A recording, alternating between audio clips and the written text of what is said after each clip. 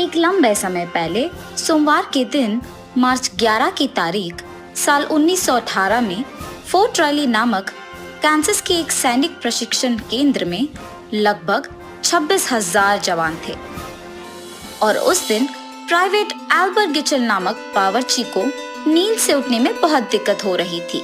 इतना ही नहीं, उसे बहुत तेज बुखार था, गला भी खराब हो गया था और शरीर में पूरा दर्द हो रहा था।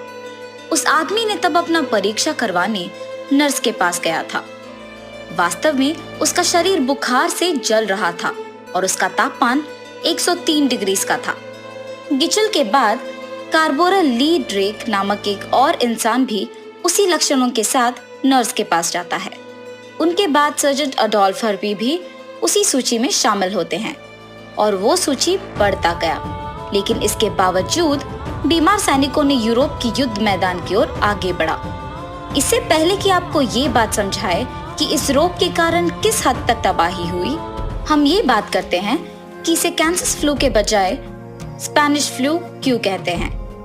वैसे तो कई शोधकर्ताओं ने बहुत सालों तक इस फ्लू की उत्पत्ति जानने पर शोध किया। 1916 से करीब 1917 तक कई सैनिक फ्रांस के अस्पताल के शिविर से गुजर कर गए। वहां के विकृति विज्ञान के अनुसार एक फ्लू जैसी जानलेवा रोग की सूचना दी गई थी।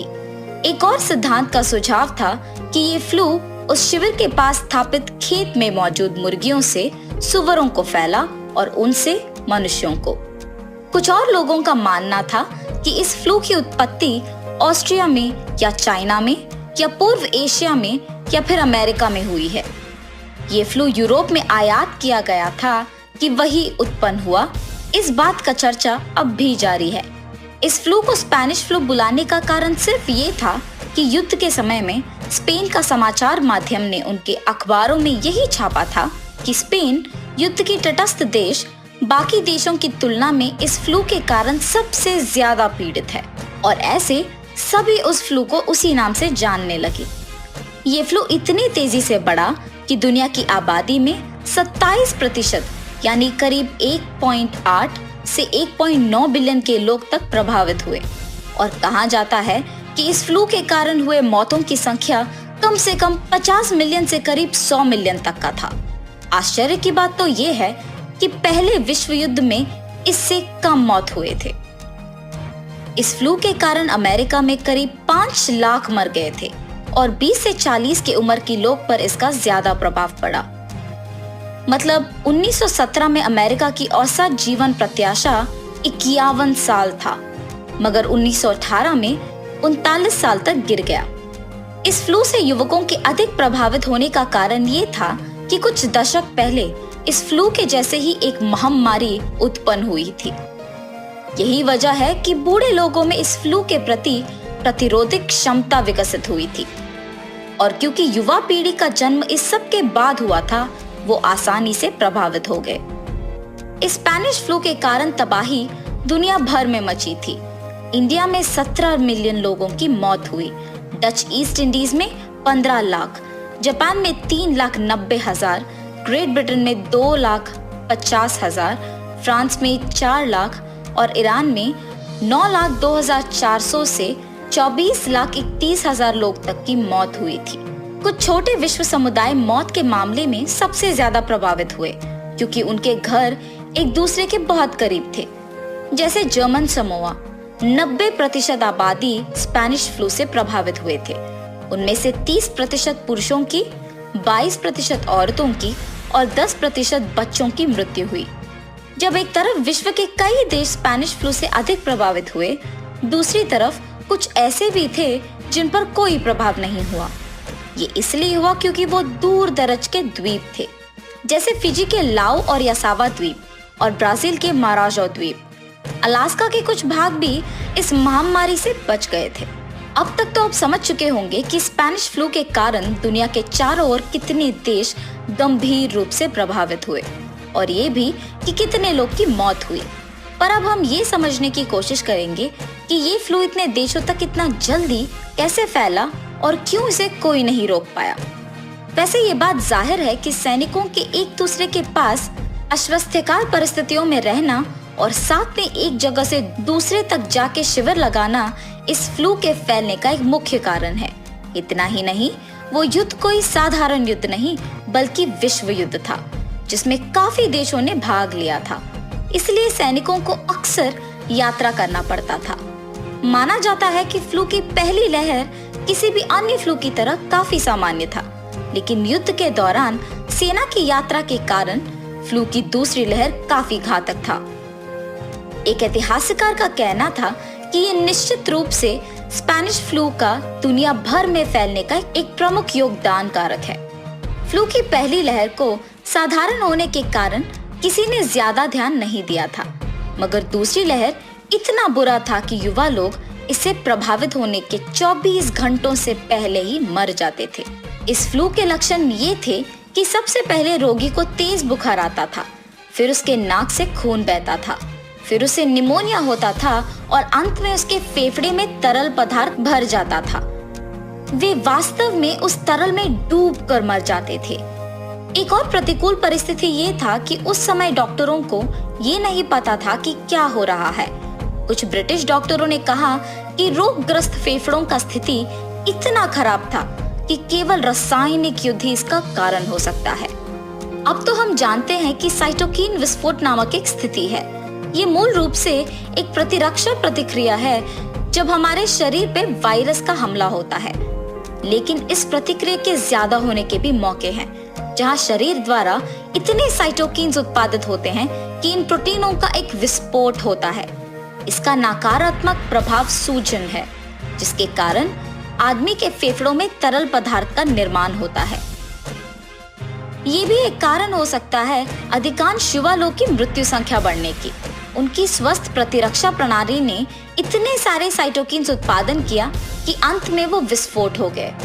उस समय में डॉक्टरों को नहीं पता था कि वायरस क्या होता है, ना ही वो चिकित्सकीय रूप से सुसज्जित थे कि वो गौर से सूक्ष्मदर्शी के सहायता से वायरस का अध्ययन कर पाए। लेकिन अब डॉक्टरों के पास ये सब है और उन्हें पता है कि जब किसी के शरीर में वायरस आया तो उसका क्या करे। उन्हें वायरस को ठीक करना आता है और इसके साथ वो उसके आनुवांशिक अनुक्रम को देख सकते हैं और एंटीवायरल ड्रग्स बनाने का प्रयास भी कर सकते हैं और उम्मीद है कि एक वैक्सीन को भी बना सकते हैं। उस समय में सैनिक एक दूसरे के संपर्क में थे और उसके बाद जब अपने घर वापस चले गए तो इसे रोकने के लिए कोई प्रौद्योगिकी नहीं थी। और जब बाकी लोगों को बीमारी के शुरुआती लक्षण दिखे तो वो उसके बावजूद बाहर भीड़ में निकलते थे। इसीलिए उनका परीक्षा करना भी मुश्किल हो गया था। लेकिन आज के समय में ऐसा नहीं होगा। मनुष्य अब एक वायरस को आसानी से पहचान सकते हैं। अब संपर्क ट्रेसिंग नामक कुछ है, जिसका मतलब है कि प्राधिकरण ये देखेंगे कि कौन रोगी के करीब थे और किन से उनका संपर्क हुआ था, और फिर उन लोगों का भी सेहत जांच किया जाएगा, ये देखने कि उनको बीमारी फैला है कि नहीं। स्वास्थ्य कर्मी अब सुरक्षात्मक उपकरण पहनते हैं और जनता को इस बात की जानकारी है कि बीमारी से दूर रहने के लिए उन्हें क्या करना है।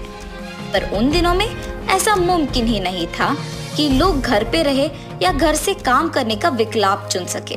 और लोग नवीनतम समाचार खोजने के लिए उन दिनों में इंटरनेट पे ब्राउज तो नहीं कर सकते थे।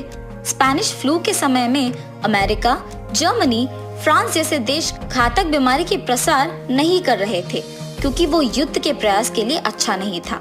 युद्ध के दौरान ब्रिटेन के मुख्य चिकित्सा अधिकारी सर आर्थर नुसेल को अच्छी तरह से पता था कि लॉकडाउन ही इस बीमारी को फैलने से रोक पाएगा, लेकिन युद्ध के प्रयास के कारण ये संभव नहीं था। अनुसंधान ये कहता है कि उन्होंने कहा था कि सैनिकों को युद्ध जारी रखना ही श्रेष्ठ है और इसके लिए हम ब्रिटेन को कोई दोष नहीं मान सकते हैं। दूसरे देशों में लॉकडाउन नहीं लगा पाए, मगर इसका मतलब ये नहीं था कि उन्होंने व्यस्त जगहों को बंद नहीं किया। अमेरिका में कई दुकान बंद किए गए थे। कुछ जगहों में आम लोगों को इन्फ्लुएंजा की जानकारी देने के लिए उनके दरवाजों पे कागज चिपकाए गए थे। जापान और ऑस्ट्रेलिया में लोगों को सड़कों पे फेस मास्क के साथ तस्वीर खिंचवाई गई थी। लेकिन अमेरिका में नर्सों की भारी कमी थी और संक्रमित रोगियों का देखभाल करने के लिए नर्सों की आवश्यकता थी, क्योंकि तब बीमारी का इलाज भी नहीं था, सैनिकों को स्नान की जगह, आराम के लिए बिस्तर, विस्की और एस्पिरिन, खांसी का औषध और गर्म पानी दिया गया था। बीमार सैनिकों की मदद करने 9,000 नर्सों को भेजा गया था और उनसे भी अधिक अमेरिका के सैन्य शिविरों में भेजे गए थे। मगर वो काफी नहीं थे, क्योंकि युद्ध से ज्यादा फ्लू के वजह से बहुत सैनिकों की मौत हो गई थी। स्पेनिश फ्लू का ज्यादा फैलने के कारण ये भी है कि कई नर्सों को मदद करने से इनकार कर दिया था, इस वजह से कि वो या तो काले नर्स हैं या फिर छोटे संस्थानों से पढ़ के आए। 1918 में धीरे रोगियों का संख्या कम होने लगा और सभी समझे कि महामारी खत्म हो गया। ऐसा एक सिद्धांत है कि चिकित्सा विशेषज्ञ इससे निपटने में बेहतर बन गए और सिद्धांतों का कहना है कि बीमारी का तनाव कम होने लगा। लेकिन वो 1919 के मध्य में था जब स्पेनिश फ्लू के महामारी को आधिकारिक तौर पे खत्म माना गया था। स्पेनिश फ्लू के बाद और भी महामारी आए थे, लेकिन उसके तुलना में कुछ भी नहीं था। स्पेनिश फ्लू को भूली हुई महामारी कहा जाता है। आप में से कई लोगों को अब तक शायद इसका जानकारी भी नहीं होगा। उसे भूलने का सबसे बड़ा कारण तो ये है कि वो फ्लू इतिहास के सबसे खूनी युद्धों में से एक के दौरान हुआ था। हमें आश्वासन दिया जा सकता है कि इस तरह के कठोर परिणामों का सामना नहीं करना पड़ेगा, क्योंकि हम आधुनिक दुनिया में हैं और इसके आधुनिक हल निकाल सकते हैं। पर इसका मतलब ये नहीं कि कोई भी फ्लू लौट के नहीं आएगा। आज हमारे पास एंटीवायरल ड्रग्स हैं, औषधें हैं, बहुत सारी जानकारी तक पहुंच है और वायरस को रोकने की क्षमता है। लेकिन हमें हमेशा ये याद रखना होगा कि इलाज से बेहतर है एहतियाती उपाय। इसीलिए घर पे रहें, अपने आप को सुरक्षित रखें।